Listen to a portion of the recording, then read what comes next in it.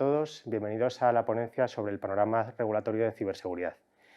Por presentarnos primero, yo soy Félix de Andrés, Senior Manager del área de ciberseguridad de Risk Advisory, responsable de todo lo que tiene que ver con la gestión de riesgo y cumplimiento de seguridad.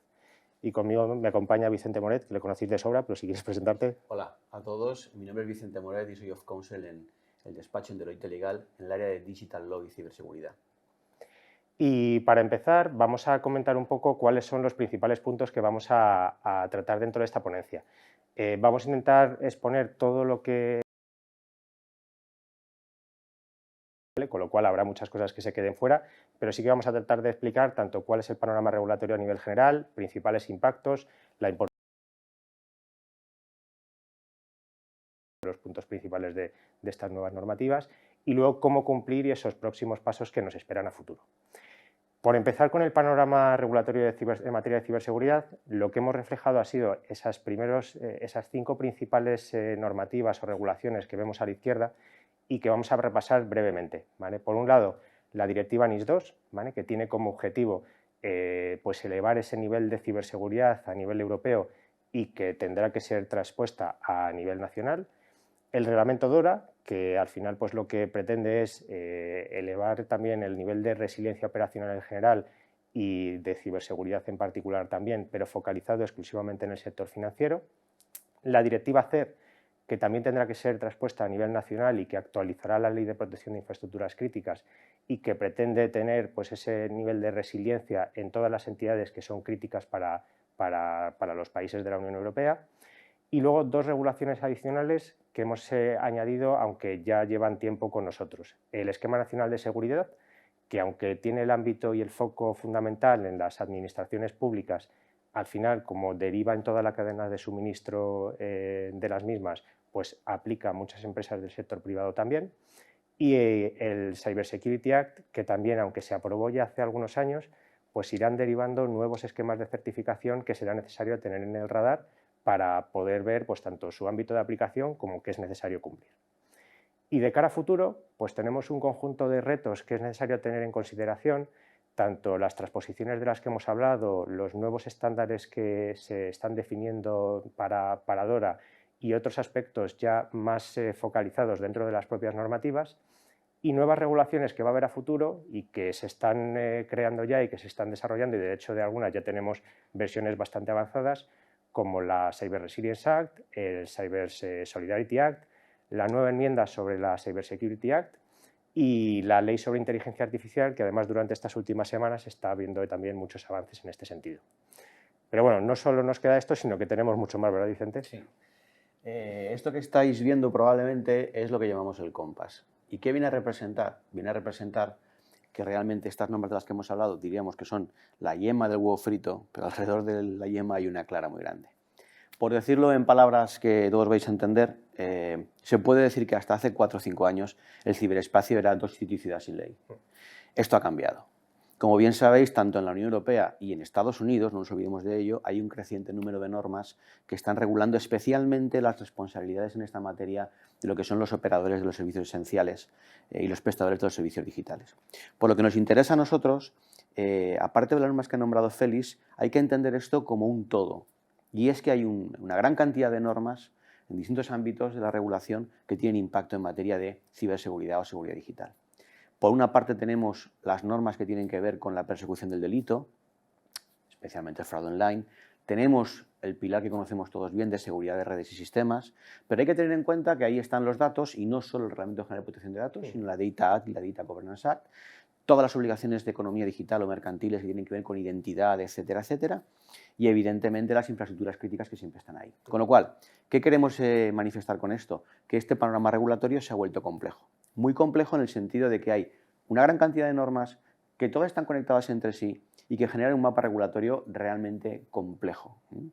¿Esto qué significa? A efectos prácticos, eso tiene incidencia especialmente en las empresas y en las organizaciones que prestan servicios esenciales y que, por tanto, ocupan un papel relevante para que nuestras vidas sigan siendo lo que son y nuestras sociedades sigan funcionando. A ese respecto, a mí me gustaría avanzar en el sentido de entender que básicamente estas normativas van en 3 grandes líneas. Salvaguardas tecnológicas, salvaguardas organizativas y salvaguardas conductuales. En cuanto a las tecnológicas, no es materia de la que debe hablar un abogado, que es lo que yo soy, un abogado, pero sí me gustaría entretenerme en las organizativas. Se ha producido un cambio importante y es que a partir de las nuevas regulaciones, especialmente NIS 2 y DORA, el responsable es el Consejo de Administración. ¿Qué significa? Que a partir de ahí se derivan toda una serie de salvaguardas que deben incluir una buena gestión del riesgo tecnológico más unas adecuadas medidas para garantizar un nivel de ciberseguridad dentro de la compañía. Tal cual. De hecho, muchas de ellas las vamos a repasar luego, pero también por explicar un poco los impactos a nivel general de estas normativas de las que estábamos hablando, hemos intentado, como decía antes, resumirlas muy brevemente, ¿vale? Para intentar agrupar todos estos impactos en tres ámbitos. Por un lado, esos impactos a nivel general, ¿vale? Por ese incremento de la presión regulatoria. Luego, otros impactos que ya están más focalizados a nivel de las entidades a las que aplican. Y otros impactos que también es muy relevante y que además está siendo creciente durante los últimos años también, que son todos esos que van derivados directamente a la cadena de suministro. En este sentido, en cuanto a los impactos a nivel general, el principal es ese aumento del nivel de ciberseguridad uniforme en la Unión Europea. Lo que se busca es que todos los países de la Unión Europea tengan un nivel suficiente en cuanto a protección frente a ciberataques. Y a partir de ahí se derivan todos los demás, pues tanto el incremento de la ciberresiliencia, el refuerzo de esa protección para las infraestructuras críticas, para la cadena de suministros, para los fabricantes, para los desarrolladores, y todo ello con un ámbito de seguridad integral desde el punto de vista que se intenta cubrir tanto lo lógico como lo físico, ¿vale? En todas esas normas. Y luego focalizando en esos impactos a nivel de entidad, como bien decía antes Vicente, pues hay varios aspectos que es necesario tener en cuenta. Lo hemos repetido ya y lo vamos a ver más en detalle, pero esas implicaciones de la alta dirección, los requisitos que a nivel general se basan en gestionar los riesgos que tengas, ¿vale? Luego se definen diferentes tipos de medidas, pero es necesario que los focalicemos en los riesgos que hemos identificado. Un apartado relevante que es el de notificación de incidentes, a quién notificar, el qué, en qué tiempos, de qué forma y demás.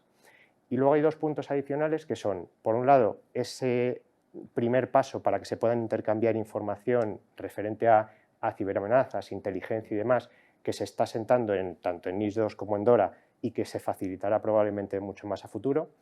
Y un incremento de la supervisión, del régimen sancionador y demás, que también es necesario tener en cuenta porque le da todavía más empaque a las normas. Y en cuanto a la cadena de suministro, pues únicamente hemos reflejado ahí esas 5 normas, ¿vale? de las que hemos comentado ya antes, y en todas ellas habla de la importancia de garantizar la seguridad en la cadena de suministro, ¿vale? de que no solo sean todos esos sistemas que tenemos en nuestra propia casa, sino también todos los que tienen aquellas otras entidades que nos prestan servicio que están relacionadas con nosotros. Perdona que antes de pasar a la siguiente, es que si no me revientan la boca. No te preocupes. Ojo a las cláusulas contractuales que redactéis con los terceros suministradores. Sí. Estamos viendo crecientemente que los problemas ya no vale con estar seguros en nuestro perímetro, en nuestra organización, sino cuidado con los terceros proveedores. Concretamente y específicamente, mirad muy bien los contratos que se firman y revisar las cláusulas en condiciones. Exacto. Y luego supervisarlo, Exacto. por supuesto, que no quede solo ahí. Sí.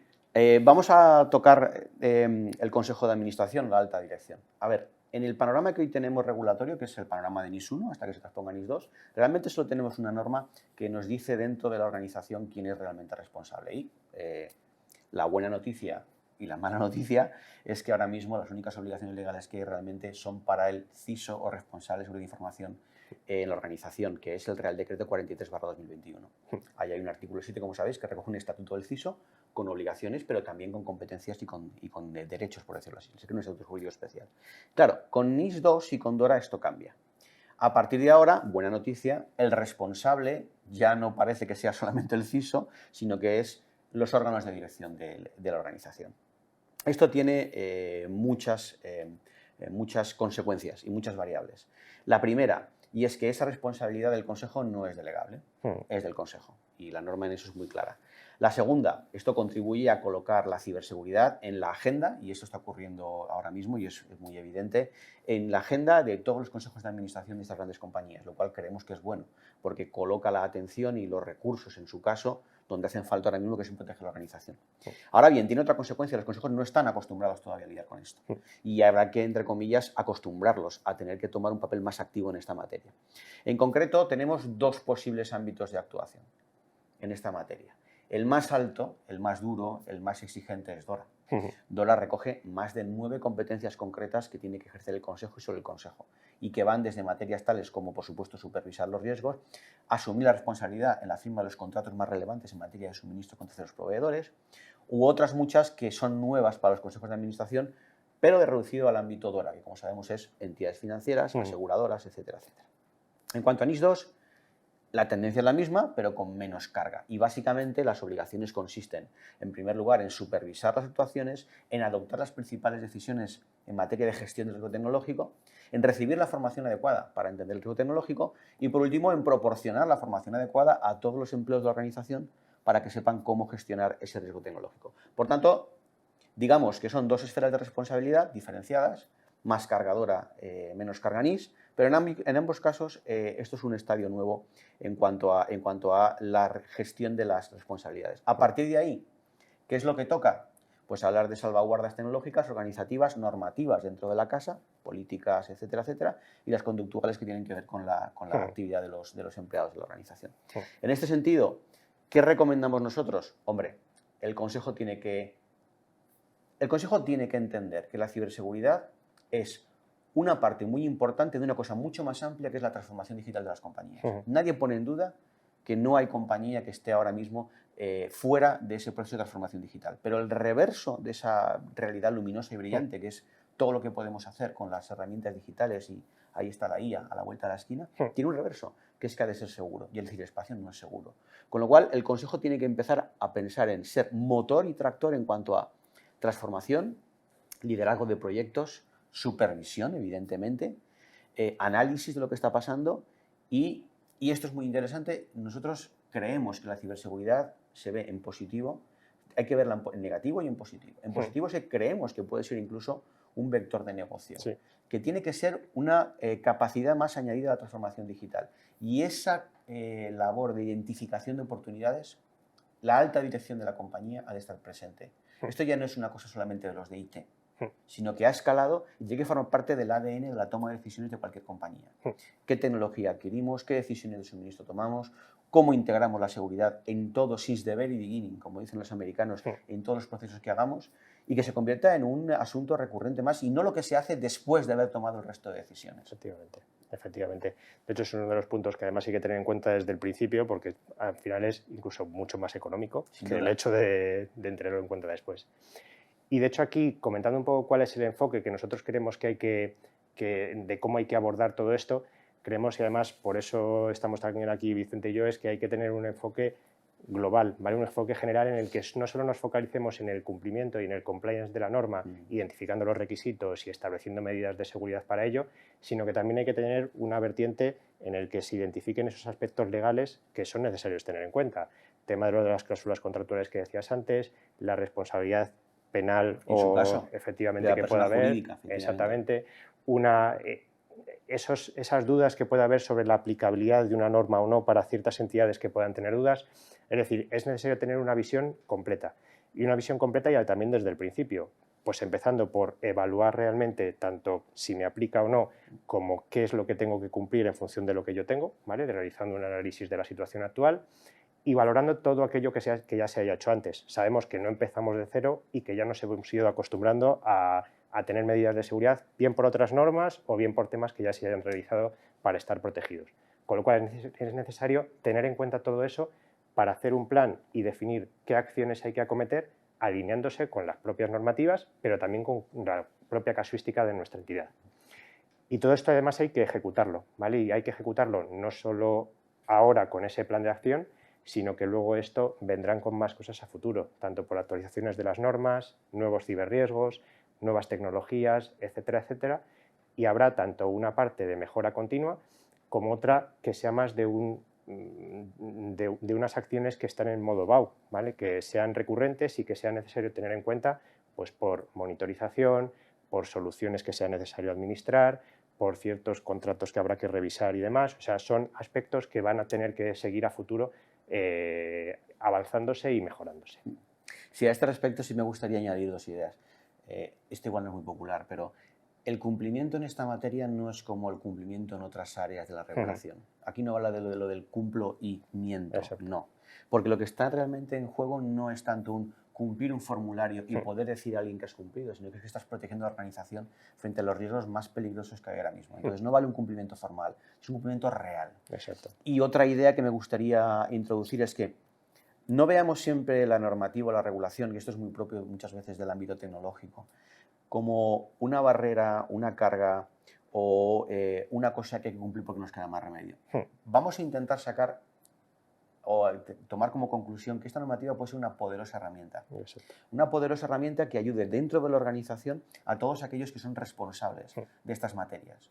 Porque la regulación está ahí precisamente no para crear dificultades y cargas, sino muchas veces para dirigir en la línea correcta hacia dónde deben ir los esfuerzos en materia de inversión, de recursos, de estrategia de esa organización. Por lo tanto, utilicémosla como fortaleza. Sí, sí. De hecho, sirve en muchos casos como palanca y así salen muchos estudios para muchos impulsos de cara a mejorar la ciberseguridad.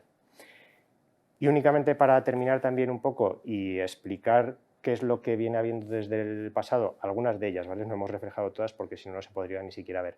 Y qué es lo que viene a futuro. Lo principal es, pues por un lado, que hay mucho recorrido en cuanto a Directiva NIS2 y Directiva CER a nivel nacional, ¿vale? Porque se tienen que transponer, ya están en curso y en marcha esas regulaciones que actualizarán tanto la ley NIS como la LPIC, ¿vale? Con lo cual hay recorrido a nivel nacional, pero también lo habrá a nivel europeo, tanto con nuevas normativas que ya hemos comentado antes, como CRA, el Cyber Solidarity Act, etcétera, etcétera, como sobre todo en esos RTS, ITS y regulación derivada de DORA, que ya se están trabajando sobre ellos, que ya tenemos varios borradores y varios paquetes de borradores, pero que sufrirán cambios seguramente y que además vendrán más, ¿vale? Con lo cual aquí hay mucho recorrido de cara a futuro. Sí, efectivamente, lo he resumido muy bien. Es decir, esto no va a parar, no solo porque seamos ciudadanos de la Unión Europea y veamos constantemente regulaciones, sino porque no nos engañemos. La fuerza del cambio actualmente en nuestras sociedades es la transformación digital, es la driving force en la economía, en la sociedad, en la forma que tenemos de relacionarnos. Y una parte de esa transformación es la ciberseguridad. Los reguladores en Europa y en Estados Unidos han entendido que eso no se puede dejar sin regular y hemos de acostumbrarnos a que regulación y desarrollo tecnológico tienen que ir necesariamente de la mano. En este sentido, sí me gustaría concluir con dos ideas fuerza, por decirlo así, que me parecen relevantes.